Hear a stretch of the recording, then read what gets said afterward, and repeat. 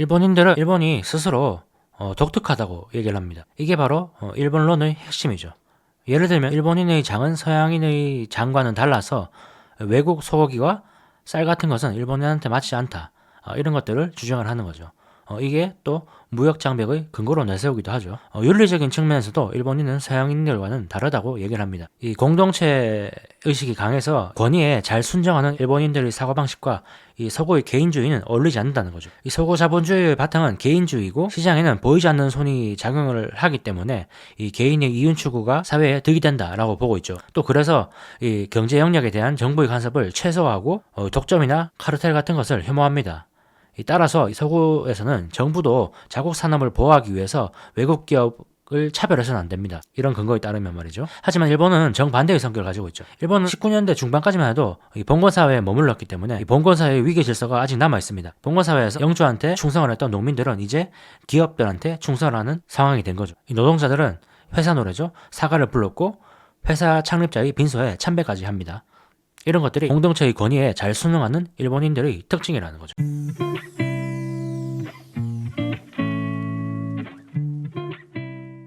이 정부도 역시 이런 기업들을 독려했습니다. 문어발식 확장이라든지 이 재벌의 출현을 도왔죠. 이 메가더 장군이 이 세계대전 이후에 이 부분적으로 일본의 재벌들을 해체하긴 했지만 아직까지 상호출자라든지 이런 계열들로 통해서 여전히 묶여서 힘을 발휘하고 있습니다. 또 대장성은 일본의 재무부라고 보시면 됩니다. 일본의 대장성은 근검 절약을 하는 일본인들의 그런 저축 정신으로 조성된 자본을 어려운 기업들한테 저리에 제공을 했습니다. 이런 특징들 때문에 일본인들은 자신의 경제 시스템이 서구의 자본주의보다 덜 이기적이고 더 안정적이라고 자랑을 했죠. 항상 이 서구인들은 이 단기 수익을 쫓아서 투기를 벌이는 반면에 자신들은 장기 수익을 노린다고 그렇게 우쭐댔습니다. 그럼에도 불구하고 1980년대 일본에 투기 열풍이 불어닥쳤죠. 이 투기적 광기가 발생할 때 항상 오만이라는 것이 등장을 합니다. 역사를 보면은 대규모 투기 같은 경우에 대부분 국가의 경쟁력이 나라의 힘이 한 국가에서 다른 나라로 이동할 때 발생을 하는데 대표적인 게 암스테르담이 17세기에 경제의 중심이 됐을 때 튤립 투기가 발생을 했고, 또 20세기 초에 미국이 영국에 이어서 세계의 패권국으로 등장을 하자 이 뉴욕 증시에 버블이 발생했죠. 그리고 20세기 70년 동안 이 패권국 자리를 유지해왔던 미국의 패권이 일본한테 위협을 받기 시작을 하자 일본에 버블이 발생을 한 거죠. 당시에 일본을 보면은 이 일본 상품의 세계 점유율이 10%를 넘었고 무역수지 흑자도 대규모로 늘어나기 시작을 한 상황이었습니다. 1인당 GDP는 조만간 미국을 넘어설 것이라고 사람들이 예상을 했죠. 일본은 이런 데 비해서 미국은 흔들리고 있었습니다. 앞에서 봤듯이 레이건 행정부 아래서 미국은 재정 적자가 계속됐고 이를 메우기 위해서 발행한 미국 채권은 매수를 해줄 사람이 일본밖에 없었습니다. 그 일본도 그게 필요해서라기보다는 이 본인들의 무역 흑자가 너무 심해서 그것을 좀 메꾸기 위해서 미국의 국채를 사들인 거죠. 디트로이트에서는 미국 노동자들이 일본 차를 파괴하는 그런 시위도 벌어지고 있는 그런 상황이었습니다. 미국의 한 매체에서는 일본이 이 진주만 공격처럼 미국을 경제적으로 공격하고 있다라고 얘기를 하기도 했죠. 일본인들은 이 주체할 수 없는 무역 흑자를 해소하기 위해서 미국의 채권뿐만 아니라 각종 자산을 샀는데요.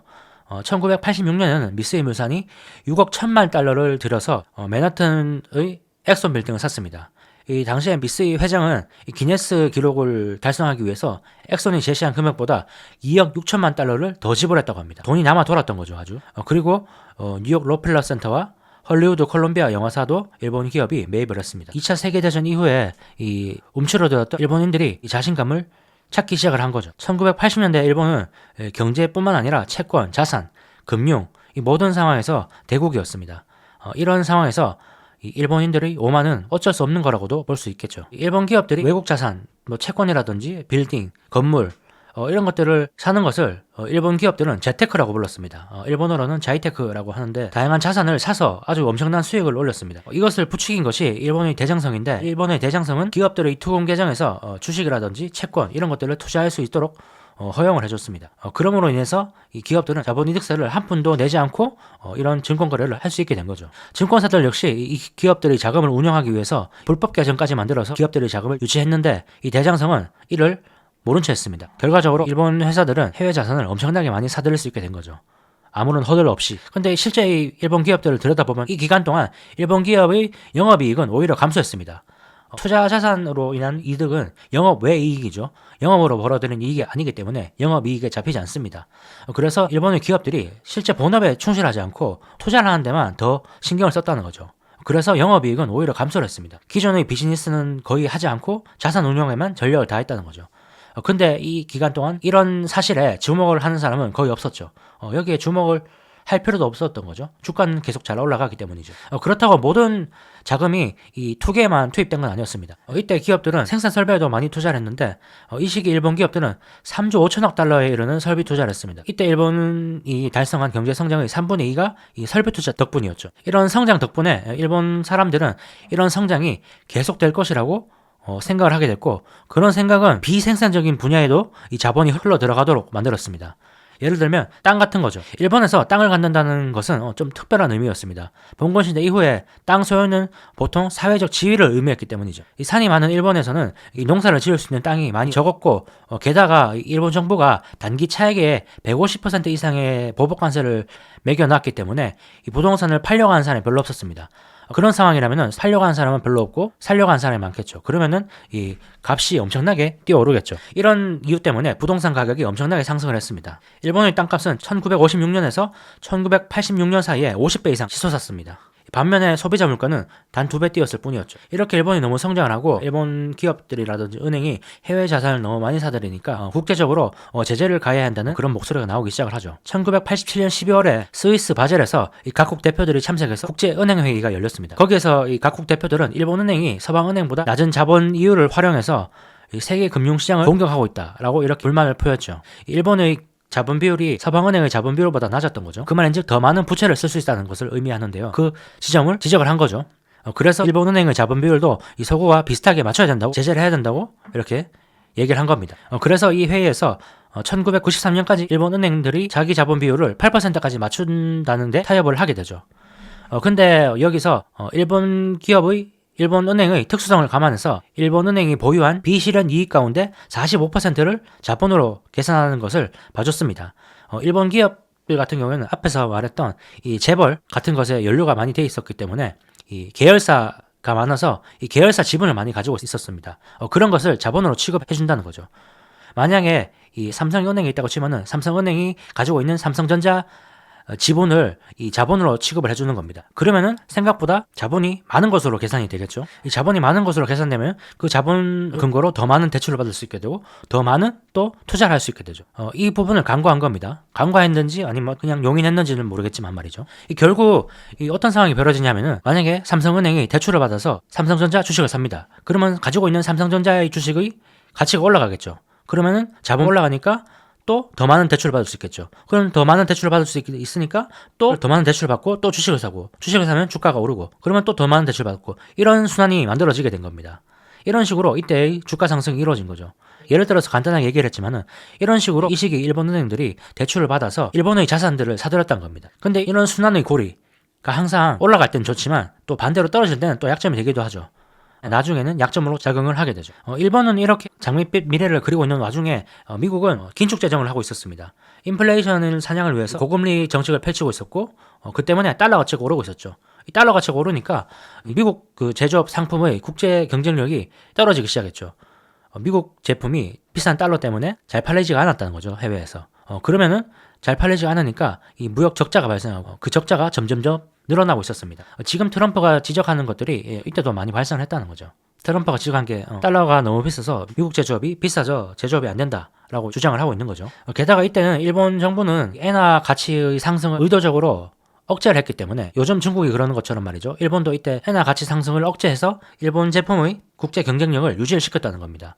일본이 제조업을 많이 하기 때문에. 그걸 이제 좀 어떻게 해보려고 이 미국 재무장관 제임스 베이커가 뉴욕 맨하튼 플라자 호텔에 이 각국 재무장관들을 소집을 합니다. 이때 이 베이커의 압박에 이 각국 재무장관들은 이 달러 가치, 특히 엔화 가치에 대한 달러 가치를 이 떨어뜨리기로 합의를 하죠. 이 합의에 따라서 이 각국 정부 환율 개입에 나서니까 5달 만에 1달러당 엔화 환율이 259엔에서 150엔으로 떨어졌습니다. 일본 엔화의 구매력은 40%나 올랐고 달러로 표시되는 상품 가격은 그만큼 하락했죠. 일본에 수출되는 미국의 상품 가격이 낮아졌다는 겁니다. 그러면 일본 사람들이 수입 제품을 많이 쓰게 됐겠죠. 그러면은 국산 제품의 경쟁력이 떨어지기 때문에 일본한테는 안 좋다고 볼 수도 있는 상황이 연출이 된 거죠. 그런 상황이 되니까 일본 사람들은 국산 제품보다도 외국의 이태리 명품이라든지 또 고흐의 그림 뭐 이런 것들을 사들이기 시작하죠.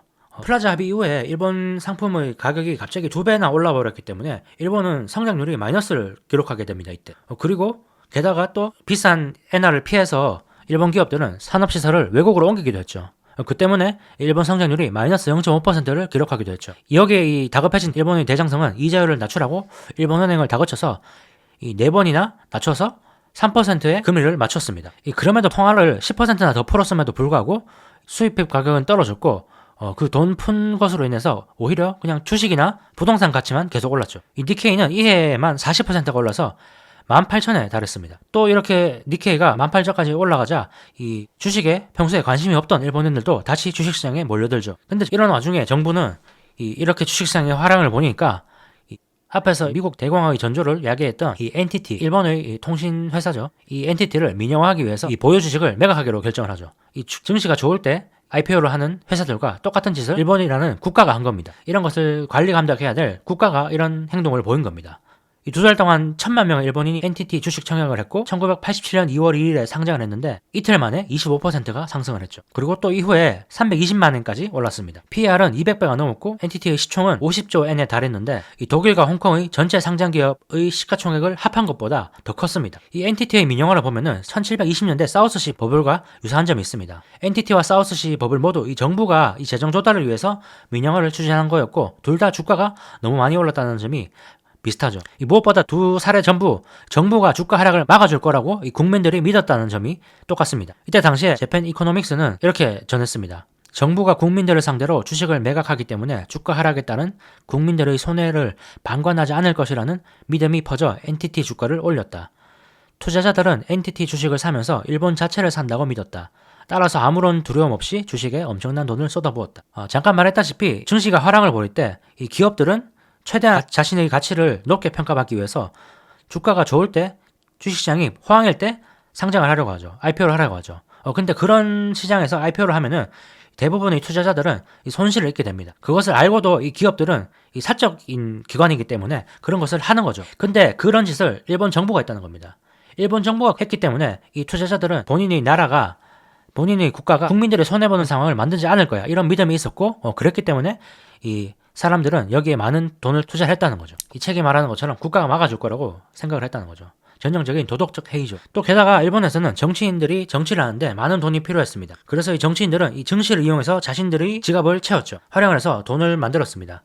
일본 정치가 이런 메커니즘이기 때문에 이 투자자들은 정치인들 역시 주가 하락을 내버려 두지 않을 것이라고 예상을 했죠. 또 그래서 더 많은 돈을 투자했다는 거죠. 이렇게 도쿄 증시가 계속 화랑을 보이니까 1980년대 후반에는 섬유업종 같은 경우에는 주가 수익 배율이 평균 103배에 달했고 서비스주는 11배, 해상 운송주들은 176배, 어업 관련은 319배, 또 민영화를 하고 있던 일본 항공이죠. 자회사는 400배에 달했습니다. 이때쯤부터 서방 투자자들은 일본 증시가 너무 올랐다고 생각을 해서 천천히 보유 주식을 팔고 있었습니다. 반면에 일본인들은 증권사라든지 이런 은행들, 국가의 논리를 의심없이 받아들이고 있었죠. 이 앞에서 말했던 봉건사회에서 일본인들이 이 권위에 대해서 쉽게 믿는 그런 성향이 원인으로 작용을 하기도 했겠죠. 이런 와중에 또 이자율은 너무 낮았고 엔화는 계속 강세였기 때문에 해외로 자금 유출을 할 요인이 차단되어 있기 때문에 일본인들은 일본 증시 외에는 투자할 곳이 없었습니다. 그래서 일본의 각종 자산들이 계속 상승을 한 거죠. 부동산 가격도 이때 많이 올랐죠. 1990년대가 되니까 일본 전체 부동산의 가치는 2,000조 엔이 넘었는데 이 미국 전체 땅값의 4배에 달하는 금액이었습니다. 이렇게 땅값이 많이 올라가니까 증시에서는 또 자산을 찾기 시작하는 상황이 벌어졌습니다. 숨겨진 자산, 땅을 많이 가지고 있는 기업들이 각광을 받기 시작한 거죠. 한마디로 알짜 부동산을 가지고 있는 회사들이 테마로 떠오른 겁니다. 그래서 일본 항공 같은 회사의 주가 수익 배율은 1200배까지 올랐죠. 그리고 이전에 봤던 1987년 10월 19일 검은 월요일 뉴욕 증시는 31% 폭락한 반면에 도쿄 증시는 19% 정도만 하락하는 것으로 막았죠. 이 정부가 4대 증권사에게 주가를 방어하도록 지시했기 때문이었습니다. 근데 이 정부가 4대 증권사를 통해서 이 주가를 지지하도록 이렇게 지시한 것은 이번이 처음이 아니었습니다. 이 가장 큰 증권사였던 노무라는 아침마다 어떤 종목을 띄울 것인지 이 지시를 받았다고 하죠. 또 이 증권사들은 보유하고 있는 언론사를 이용해서 이 작전을 펼치기도 했고, 이 빅4는 가장 큰 증권사 4개는 서로 모여서 어떤 주식을 올릴지 의견 교환까지 했습니다. 이렇게 주가가 많이 올랐는데도 불구하고 일본 개인들은 수익이 별로였습니다. 이 노무라 증권 같은 경우에는 이 개인 투자자들의 계좌는 이 멋대로 하라는 지시가 내려지기까지도 했죠. 이 개인 투자자들 대부분은 투신사를 통해서 간접 투자를 했는데, 투신사는 증권사의 수익을 위해서 과도하게 사고 팔았기 때문에 주가 지수가 매년 20% 이상의 수익률을 보이는 상황에서도 개인 투자자들의 수익은 4%대에 머물렀습니다. 아주 악덕이죠. 물론 내부자 거래도 많았습니다. 은행과 관료, 정치인, 큰손, 야쿠자들은 증권사가 올리기로 한 주식을 미리 들어서 그런 주식을 샀고, 심지어 그런 미리 말해준 주식이 오르지 않을 경우에 이 증권사들이 보상을 해주기까지 했습니다. 네트워크가 만들어진 거죠. 그래서 이때 일본 경제 시스템을 흔히 네트워크 자본주의라고 불렀습니다. 투기꾼, 야쿠자, 은행, 증권사, 정치인, 이런 세력들이 투기 목적으로 네트워크를 구성한 거죠. 이 미국의 알카포네 같은 이 갱들은 증시를 피했지만 일본의 야쿠자 조직은 그러지 않았습니다. 야쿠자 조직은 오히려 버블 경제의 구석구석에서 권력을 행사했죠. 협박이라든지 위협을 통해서 말이죠. 화염병 공격으로 집주인을 협박해서 부동산을 헐값에 강탈하기도 했고, 또 1988년에는 투자에 실패한 야쿠자들이 증권사 회장을 살해해서 콘크리트를 부어서 매장하는 사건이 발생하기도 했습니다. 이렇게 일본 전역에 경제가 버블화되니까 일본인들은 이전에 자랑으로 얘기했던 근검 절약 정신을 버리고 사치를 일삼기 시작을 하죠. 신용카드 사용액은 3배 늘었고 1인당 부채 규모가 1980년 미국 수준까지 올라가죠. 이때 소비를 즐기는 사람들은 일본은 신진루이라고 해서 우리말로는 신인류라고 불렀는데, 이들은 촌스러운 전통이라든지 음식을 피하고 거위간이라든지 이 비싼 음식을 먹었죠. 또 앞에서 우리가 경제가 호황을 누리면 치마가 짧아진다든지 화장이 진해진다든지 가발 높이가 높아진다든지 이런 것을 얘기를 했었죠. 그것처럼 이때도 미국에서처럼 미니스커트가 유행을 했고, 이때 일본 여성들은 셀러리맨들을 이 촌놈이라고 부르면서 무시하기까지 했습니다. 이 새로운 가치관이 자리 잡기 시작한 거죠. 또 예술품 투기도 많이 이루어졌습니다. 야스다 화재 해상보험이 반 고의 작품 해바라기를 4천만 달러를 주고 사들였고, 피카소의 미완성 작품이었던 자건도르의 결혼식은 5,140만 달러에 일본인 스무마키 모모토리에게 팔렸습니다. 이 사람은 당시에 경매사에게 팁으로 1만 달러를 줬다고 하죠. 또 사이토 료에이는 8,250만 달러에 이 고의 가세박상의 초상을 사고, 또 르누아르의 갈레트의 풍차해설을 7,800만 달러에 샀습니다. 또 한편 금융회사들은 이런 예술품을 담보로 50%까지 대출해줬습니다. 그렇게 대출받은 돈은 다시 투기로 흘러들어갔겠죠. 예술품뿐만 아니라 이때 당시에 골프 회원권도 투기 수단으로 각광을 받았습니다. 35세 이상 남자만 출입 가능한 골프 회원권 같은 경우에는 1억 엔에서 4억 엔까지 올랐죠. 그리고 또 역시 은행들은 이 골프권을 담보로 90%까지 대출해줬습니다. 예술품이라든지 골프 회원권, 이런 것에 대한 투기는 돈뿐만 아니라 사회적 지위를 얻기 위한 그런 목적도 있었습니다. 우리가 흔히 말하는 과시적 소비라는 거죠. 그것의 수단으로 이런 것들이 예술품이라든지 골프 회원권이 사용이 된 거죠. 네덜란드의 튤립 버블에서 이 튤립 투기꾼들이 이 황제 튤립을 사는 것처럼 이때 사람들은 예술품이라든지 이런 것들을 산 거죠. 이렇게 쉽게 돈을 버는 상황이 되니까 힘들게 돈을 벌겠다는 노동 윤리는 점점 사라지고 있었습니다. 일본 정부는 이런 것들을 조금 걱정을 하기 시작을 합니다. 일본의 신인류의 투기로 일본 사회의 위계 질서가 무너졌다고 생각을 한 거죠. 1690년대 영국 자본가들이 땅 소유를 기반으로 이 봉건 위계 질서를 무너뜨린 것처럼 신인류들이 일본의 위계 질서를 무너뜨린다고 생각을 했던 거죠. 그래서 정치인들은 일본 정부는 버블의 부작용을 잡기 위해서보다도 무너진 위계 질서를 바로잡기 위해서 신인류들을 제거해야겠다고 그렇게 생각을 하게 되죠. 당시 1989년 니케이 지수는 4만에 달했습니다. 이 해에만 27% 오른 거였고 80년대 들어서 5배 이상 오른 거였죠. 지수가 5배라면 엄청나게 많이 오른 거죠. 평균 주가 수익 배율도 90배까지 올랐습니다. 이 반면에 배당 수익률은 0.38%에 불과했죠. 그럼에도 불구하고 이 노무라는 니케이 지수가 1995년이 되면은 8만에 이를 거라고 전망을 했습니다. 이런 와중에 이해 말에 일본은행의 총재 스미다 사토시가 미에노 야스시로 교체가 됩니다. 이전 총재였던 사토시 같은 경우에는 이 대장성의 꼭두각시 역할을 했던 사람인 반면에 새로운 신임 총재 야스시는 평소에 주식을 한 주도 가지고 있다고 자랑까지 할 정도로 투기를 곱게 보지 않았죠. 그리고 취임하고 12월 25일에 되자 총재는 금리를 인상하게 됩니다. 그럼에도 불구하고 주가는 계속 올라가죠. 다시 니케이는 사상 최고치를 갱신하게 됩니다. 금리를 올렸음에도 불구하고 도쿄 증시는 갑자기 빠지지 않았습니다. 천천히 풍선에서 바람 빠지듯이 가라앉기 시작을 했죠. 일본인들은 이 선물에서 주식을 외국인들이 맹목적으로 매도하는 바람에 이 주가가 빠졌다고 분노를 했지만 실체는 일본은행의 통화 환수 수치가 매우 컸습니다. 신임 총재는 부동산 가치가 20%까지 하락하는 꼴로 보고 싶다고 말할 정도로 강력하게 통화 환수 조치를 했습니다. 금리를 올렸다는 거죠. 그래서 90년 8월까지 금리를 6%까지 올렸습니다. 그래서 일본 장기채 수익률은 7%가 넘어섰고, 이 정도가 되니까 이 투자자들은 주식에서 돈을 빼서 채권으로 옮겨가게 되죠. 이 주가가 이렇게 계속 하락을 하니까 위기감을 느낀 대장성 관료들은 주가 부양을 위해서 마진론을 확대합니다. 원래 30%만 해줬는데 50%까지 더 해준 거죠. 그럼에도 불구하고 니케이는 계속 빠졌습니다. 그래서 대장성은 이번에는 가장 큰 증권사, 빅4 증권사에게 유상증자나 신주 인수권부 사채의 발행을 하지 않겠다고 선언하라고 지시를 하죠. 하지만 이런 선언 직후에도 지수는 3만 아래로 떨어지게 됩니다. 이어서 지수가 2만 아래까지 떨어지니까 이 대장성은 이제 드디어 증권사들한테 주식을 직접적으로 매수하라고 명령을 합니다. 그리고 행정지도를 통해서 이 보험사들이 주식 매도까지 금지를 시키죠. 공공연금이라든지 우체국 예금도 주식 매수에 동원이 됐습니다. 이런 조치에도 단기적인 반등은 있었지만 효과가 전혀 없었습니다.